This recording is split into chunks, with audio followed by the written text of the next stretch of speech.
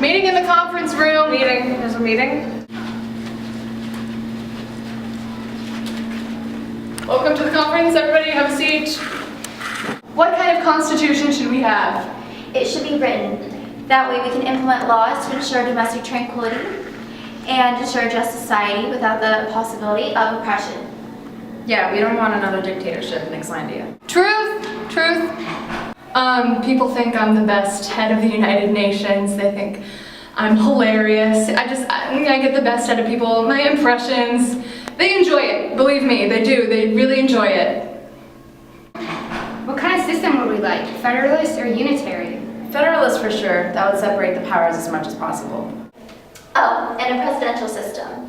That way citizens can directly vote for their executives. That would totally dissolve the fear of Xlandia once again, becoming an oppressive society where the voices of the people aren't met. Wait! Welfare system. Yes, I agree with what you said. I didn't say it. I declared it. Okay, sure. Welfare program is for everyone, regardless of class. Oh, and a Bill of Rights added to the Constitution. Gotta have those unalienable rights. Am I right? We just have to make minimum wage high enough To live off of. Yeah.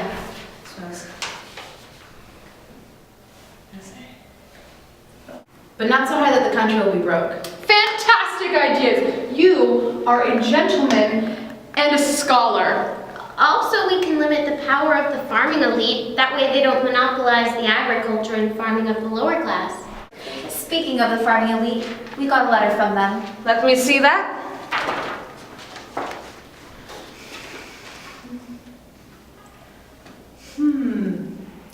Without assurance that they will have strong guarantees of representation in the new constitution, according to spokesperson Lando Gentry, we will abandon this country. We will take our wealth with us, destroy our plantations, and ruin the exports that are so vital to Xlandia's economy. I feel as if everyone's intimidated by my superior government ideas. I mean, I'm obviously more intelligent and attractive than all of them, so I feel like that's the only reason they turn me down all the time. I have an idea. The farming elite will be allowed to brainstorm possible additions to public laws. The public can then vote on those laws. 2/3 of the people will have to vote yes on the law in order for it to be approved. Wow! What great ideas! Okay, what about the civilian control over the military? What if we allow citizens and government officials to evaluate military ideas so that they're in the best interest of the people and the country? Beautiful ideas, everyone. Beautiful ideas. As Bill Cosby would say, my impression of Bill Cosby, everyone, to go put it in the pudding and the military and the pudding and the UN. I know what we're talking about, Bill Cosby. What was that? Bill Cosby. Okay. Good one, Michael. You're a comedian. You're a talented comedian. So, the executive power. They will be chosen by popular vote so that people have a say in executive selection. This one is Sprinkles. This one is Bandit. This one is Dub.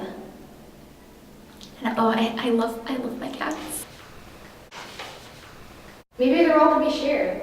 Like, not just one executive. That way, it would meet the needs of all the people and include all the views. You know, checks and balances. Baron de Montesquieu. The legislative branch should be bicameral so that the power is more evenly distributed. And they should be chosen by popular vote. That way people have a say in their reps. And the citizens can petition for abolishment or creation of laws.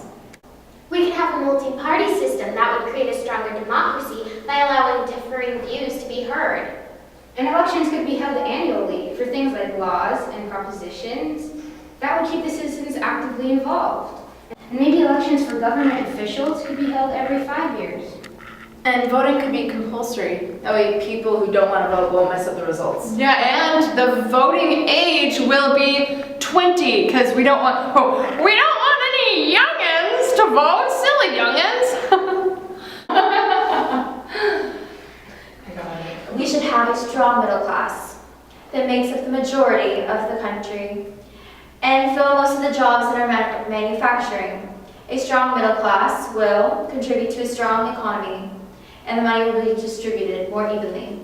Also, they need an understanding of democratic principles. Xlandia is a new country. They have only ever been under colonial rule or dictatorship. So an understanding of democratic principles would be necessary in order for them to be a successful democratic nation. They could also use support from other nations. Xlandia doesn't have any allies or people to trade with yet. They need strong support from others. Like, let's say they have a conflict with other nations. They need allies to help them out. Also, in order for their economy to thrive, they need countries to trade with to make profit from. And a professional military. Military workers could help enforce the law of the land. And a professional military would show other countries that even though they are new, they are strong. Okay, good idea, team up top. Yes. Okay, do we all agree with the ideas for Xlandia's government? The assistant head of the UN agrees. Assistant to the UN. I agree. Dwight. I agree. Dwight. I agree. Dwight. I agree. All right, good work, team. This way.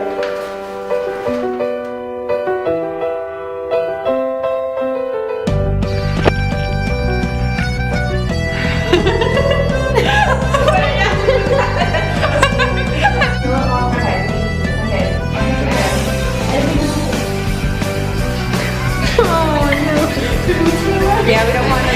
This weapon